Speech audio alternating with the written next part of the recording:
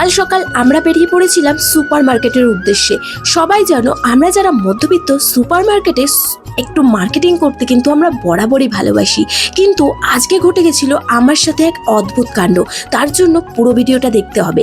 Hello everyone, আমি beauty তোমাদের সামনে নিয়ে চলে এসেছি একটা সুন্দর একটি ভিডিও।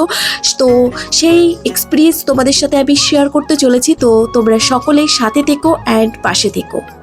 আমি ঘেমে নিয়ে একাকার অবস্থা, একটা জামাও পছন্দ হয়নি। লাস্টে একদম রাগ করে মাকে বললাম চলো এখন যাব শপিং মলে। তো আমার একটাই বক্তব্য, সুপার মার্কেটে নাকি সস্তার জিনিস বিক্রি হয়, তো আমি তো কোথাও সস্তা খুঁজে পেলাম না। তারপর দিশে হারা হয়ে আমি চলে আসলাম বিশালের শপিং মলে।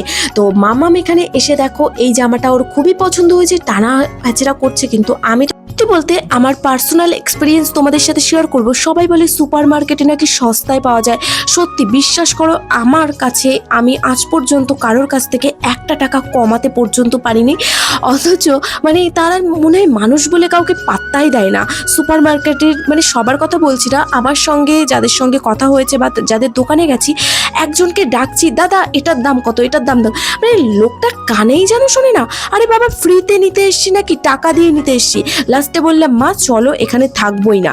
তারপর যাই হোক দেখো মাম্মামের এই টপটাও খুব পছন্দ হয়েছিল, কিন্তু একটুখানি পরাতে গেছিলাম তো দেখলাম যে অনেকটাই ছোট, তাই আর এটা নিলাম না। আমি এখান থেকে কিছু রেগুলার ইউজের জামা নিলাম। তো আর মাম্মাম বায়না করছে ওই। একটা কথা জানো, মানে মেয়েদের শপিং করায় কোনোদিনও পোষাবে না, তো এটাই হচ্ছে কথা। তো আমি গেছিলাম মামামের জন্য শপিং করতে, কিছু রেগুলার ইউজের জামা। চলে গেছিলাম ওপরে কোথায় বাসন কোসন কোথায় কি আছে সেগুলো দেখতে। আমি বললাম এসছি যখন চলো একটু ওপর থেকে ঘুরে আসি। তো এখান থেকে এই দেখো আমার মেয়ে একটা ছাতা নিয়ে চলে এসছে, বলছে এই ছাতাটা নাকি ওর লাগবে।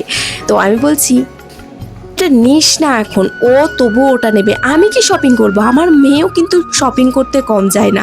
তো এখান থেকেও কিছু জিনিস নিয়ে নিলাম ওপরে এসে। তারপর বাড়ি এসে জোরদার একটা কুল মাখা খাওয়া হবে। এই রোদে এই গরমে কার না টক খেতে ভালো লাগে বলো তো? এই দেখো সেই কুল আমাকে একজন দিয়েছিল। এই কুলগুলো বলেছিলাম যে আমার না খুব কুল খেতে ইচ্ছা করছে, তারপর সে কিন্তু আমাকে কথা মতো আমাকে কতগুলো কুল গিফট করে দিল। তারপর মা মেয়ে দুজন বসে বাইরের পেছনে, মানে আমাদের যে বাগান আছে সামনে, মাঠের সামনে বসে একটা দোল বেঁধে দুজন মিলে সেই খেলাম লঙ্কার গুঁড়ো, সাথে লবণ, আর সাথে কাঁচা টক মিষ্টি কুল। আর কেউ কিন্তু আবার লোভ দিও না, আমার যদি পেট খারাপ হয় তাহলে কিন্তু ডাক্তারের পয়সাটা তোমাদেরই দিতে হবে। এই আমি তোমাদের পরিষ্কার একটা কথা কিন্তু বলে দিলাম। তোমরা কারা কারা কন্টেন্ট মনিটাইজেশন পেয়েছো আমাকে একটু কমেন্ট করে বলবে তো, যারা আমার ভিডিওটা দেখবে। আচ্ছা কন্টেন্ট মনিটাইজেশন পেলে কি লং ভিডিও পোস্ট করতে হয়? অনেকে বলো। হ্যাঁ বন্ধুরা, সে তুমি কন্টেন্ট মনিটাইজেশন পাও আর না পাও, 3 মিনিটের ভিডিও কিন্তু তোমাদের প্রতিদিন তোমাদের কিন্তু আপলোড করতে হবে, এবং ফটো, রিলস, তারপর লেখা সব কিছু কিন্তু পোস্ট করতে হবে। তাহলেই কিন্তু তোমার আর্নিং হবে, আর না হলে কিন্তু কখনোই আর্নিং পাওয়া যায় না। আর বোনাসে কিন্তু অনেক টাকা দেয়। তো এটা আমার এক্সপিরিয়েন্স থেকেই তোমাদেরকে শেয়ার করলাম।